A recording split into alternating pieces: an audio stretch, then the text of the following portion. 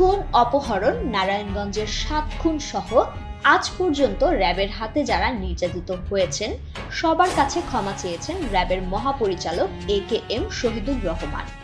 বৃহস্পতিবার রাজধানীর কাওরান বাজার র্যাব মিডিয়া সেন্টারে আয়োজিত এক সংবাদ সম্মেলনে এসব কথা বলেন তিনি। Double million offer Walton fridge কিনে পেতে পারেন 20 লক্ষ টাকা, রয়েছে কোটি কোটি টাকার নিশ্চিত উপহার।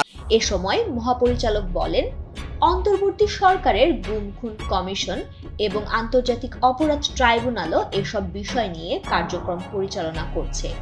এসব অভিযোগের বিষয়ে সুষ্ঠু ও নিরপেক্ষ তদন্তের মাধ্যমে তারা দায়মুক্ত হতে চায়। র্যাব কখনো কারো নির্দেশে ভবিষ্যতে এ ধরনের অপরাধ করবে না।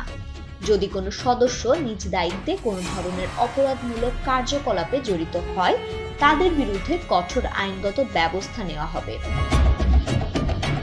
ছাত্র জনতার আন্দোলন দমাতে হেলিকপ্টার থেকে গুলি চালানোর বিষয়ে প্রশ্ন করা হলে তিনি বলেন, হেলিকপ্টারের বিষয়ে হাইকোর্ট রিট এবং ফৌজদারি মামলাও হয়েছে। আন্তর্জাতিক অপরাধ ট্রাইব্যুনালও এটা অনুসন্ধান করছে। এসব অনুসন্ধানের মাধ্যমে প্রকৃত সত্য বের হয়ে আসলে এর পরিপ্রেক্ষিতে পরবর্তী ব্যবস্থা নেওয়া হবে। সাংবাদিক দম্পতি সাগর রুনি হত্যা মামলার বিষয়ে তিনি বলেন, এই মামলার তদন্তে আশানুরূপ ফল না হওয়ার বিষয়টি আদালতকে অবহিত করা হয়েছে। আদালত এই মামলা তদন্তের জন্য একটি উচ্চতর কমিটি গঠন করে দিয়েছে। এখানে সফলতা পাবার বিষয়ে আশাবাদী তারা। বিভিন্ন জঙ্গি অভিযানকে নাটক বলা হচ্ছে এ প্রসঙ্গে জানতে চাইলে র্যাব ডিজি বলেন, আমাদের দেশে জঙ্গির তৎপরতা ছিল, আমরা দেখেছি।